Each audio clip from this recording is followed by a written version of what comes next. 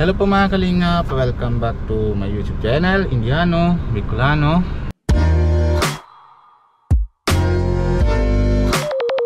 Ngayon po, may trabaho tayo na may utos naman si Kuya Rap para sa shooting nila na yun. Ngayon, pahatid natin sa daet po si Pinaka sa Kalam. Sino kaya Pia? Sino? Sama si Pia po mga kalingap. Hello po, good morning. Sino kaya yun? Hatid natin.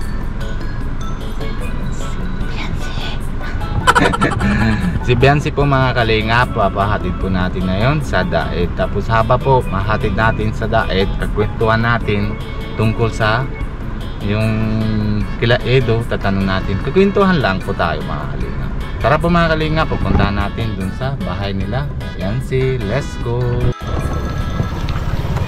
Mga kalingap, dito po tayo kila Biancy. Sundo na natin sa bahay nila. Ito na dyan. Kaan po, nadaan sa kanila. Pumunta sa bahay nila Ate Biancy. Yan si ate mo? Yan po, bahay nila. Ano nausap na kayo ni Kuya Rap? Ano sabi niya? Ano sabi? Wala po, hindi ko pa Hindi pa na-reply, baka natulog pa. Ano, bakit sakit na ulo? Nagsakit ako pa. Ay. Pagbaba ka ni Papa. Ano kaya? Paano? Tuwagan mo. Ako na mausap. Ganda doon pa akong cellphone ko eh. Masukapin ko sana kayo kung mamaya na lang pagkadapo. Check up. Pwede rin siguro. Baka nalipas, baka mahiya pagkain sila. Sige lang, labo-labo. Ay nako. Hindi, paano na? Natawagan ko na kaya, ano? So, ano sabi? Wait lang, kunin ko ng cellphone. Tawagin na. Anong oras kaya na umuwi kagabi? Alas. Ano pa tayo? 10? Ay. 8. 8? Pagod din siguro kasi ano eh. 2 vlog yata kahapon eh. Ano? 3 po. 3? Pero hindi po ako nag-antay. Hindi ako doon nagsakit ang ulo ko dahil doon. Ay, hindi naman. Ano lang, siguro kung lipas lang ng kain. Ay, hindi po. Puyat. Baka po sa puyat.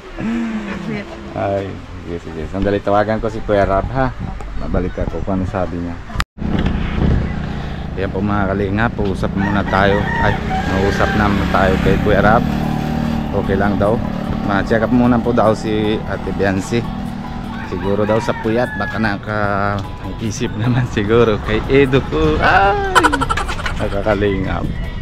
Kaya po, masasabihan na po natin. Paalam na po tayo kay Biancy. Pa-check up muna sila para okay naman. Yan. Ito tayo. Oh, galing naman si Tutoy ah. Nanghugas. Ako ya. Natawag ko na si tawag ko ng kuya. At pag after na lang, pag check up mo na lang kay Kuya Rap. Ay kay Kuya Rap. Sa pagtapos mo na check up, hello ate. Dadalihan ko na kaya yung baby niyo ate. Cute ay gigigil ako diyan. Ano kaya mo hindi? Tapos pag check up na, chat mo na lang si Kuya Rap. Baka puyat ka na isip kay kay Kuya Edo ah. Ang tawa si ate. Papa-check up ko muna nga siya. Makasigurado baga. Kasi baka magpuntang Baguio baga dapat lang na Tama po. Malapit ng patipit siya. Malapit doon. Ay yung kubo niya baka lalo lumala. Tama. Tsaka kung sakaling makainom siya ng gamot, maresitahan siya ng tamang gamot niya. Tama. Vitamins. Opo. Vitamins, papaano ko siyang vitamins. Meron doon kay Ate Edna, hindi ko naman naalam. Pero may naman si Ate Edna vitamins na yung inom ni Kuya Bal. Pero Tatanong na. yung galing sa doktor talagang Opo. yung vitamins na tama sa katawan ng Tama din. Anong oras kayo naalis? paligo po niya. Yun lang ay naiantay ko. Ay, nagising pa lang ay. Pag-almusal muna. Ay, kanina pa ako nahagas na din ako, sabi ko. Yata na almusal. Naanmasal na mo ako. Natapos na. Nagkasalangan na din, sabi ko na late na yata ako kasi nagkagabi sabi ni Kuya Rab na alas 8 ko na maga-maga sila na yata ng na shooting. Mabida kasi si si Biancy. Nga eh. Lalo na kay ano, sama kay Edo. Sige po ate. Ate Biancy. Kayo na po bahala kuya. Tapos na check Pakisabi na lang up. po kay Kuya Rap. Natawag ko na. Oo, Sabi nga after ano na lang. papacheck up ko muna Opo. ito. Salamat po. Kasi ano- Kasi kung lalong lumala ay Tama. buti ng maagapang kaagad. Ang hirap din na alaga ng pag ano, artista ano. Na artista na si Biancy ay. Ay. Oh, galing Kahit yung na. mga bata pa yan ay pag kunting ano lang talaga na ano na ako pag ano may nararamdaman yan. Yan tama talaga. Yan talaga yung kuya ng ano, Ayaw yung ko nung tagal-tagalin pa at lalong lalala, mas malaki ang gastos. Oo, Andre. Ako nga, 3 araw lang, 3 araw, 2 gabi lang, so 50,000. Ay nako. Ay, oo, ganyan. Sa Hernandez din. Pang mayaman na Oo nga ay, po eh. Tapos magamot, mahal pa. 16,000. Ay nako. bali naman po yung ganun basta gumaling. Wag lang yung ano, isa naman para tiis ka ng ano. Tama. Mahirap din.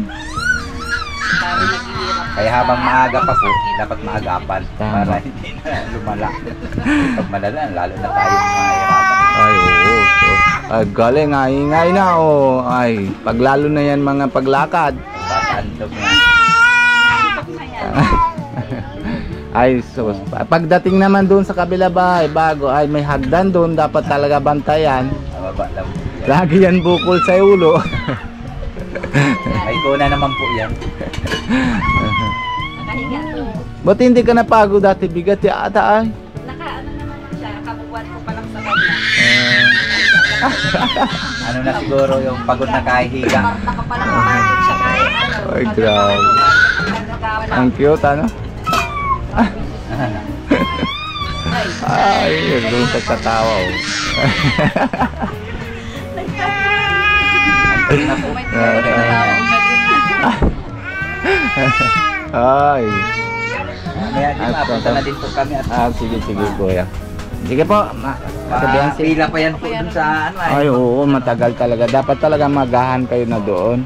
Mahirap talaga doon na ano, Nagising pa pagpila. lang po siguro ay na ano kagabi at anong oras na din kami nakauwi. Traffic pa dyan no sa... Ay, doon pag naputol-putol, matraffic talaga. Maganda talaga motor, masingit-singit ka. Pero pag ano, Tricycle, hindi ay hindi na mga lusot. Kaya dahil mamotor na tayo. Oo, mas maganda, madali lang. Sige kuya, kay Ate Biancy. Sige, salamat. Thank you. Ayan po mga kalingap, papasalamat po. And siyempre naman, ayon, usap na po tayo kay Kuya Rap. Hindi naman pwede bayaan si Biancy. Sabi ni Kuya Rap, mag-check up muna po si Biancy kasi sakit daw ulo. Tama naman po si nanay tsaka si tatay dahil malapit na po na pupunta sila ng Baguio, lalo naman panahon doon mga malamig. Tapos yung sabi na ano ay ngayon Sabado, bukas Linggo, hindi naman na alam na baka hindi maabutan si doktor kasi Linggo eh. Kaya tapos Lunes may eskwela naman si Biancy kaya hindi din na pwede. Nahagas na daw si tatay ni Biancy mahirap daw yung ano pag naubo tapos may sipon baka malala pa sunod kaya na-check up muna si Ate Biancy. Tapos yun na ano natutuwa ko eh naisip ko tanong ko si Biancy na Pia. Sabi ko baka ano na sobra daw na siya ng puyat. Minsan mapuyat daw siya. Sabi ko ay baka maasipan mo si Kuya Edo. Di ba? Kaya ganoon sabi ni tawa-tawa si nanay. Kaya pero ano siya blooming naman si Biancy kasi ay motor na lang do sila kasi sama naman si tatay pag check up para madiretso na lang mahatid after ano na lang daw sabi ni Kuya Rap after pagtapos na check up sabi ko si Biancy ma-check na lang siya kay Kuya Rap para diretso na lang mahatid. Sabi na ni kagabi na ni Kuya si Papa ni Biancy sabi na awa na daw siya kay Edo kagabi pagtapos sila ng vlog kay dun sa Kambal sa Australia tapos nakahatid daw si tapos nakahatid daw si Kuya Edo dito ay sana all sabi ko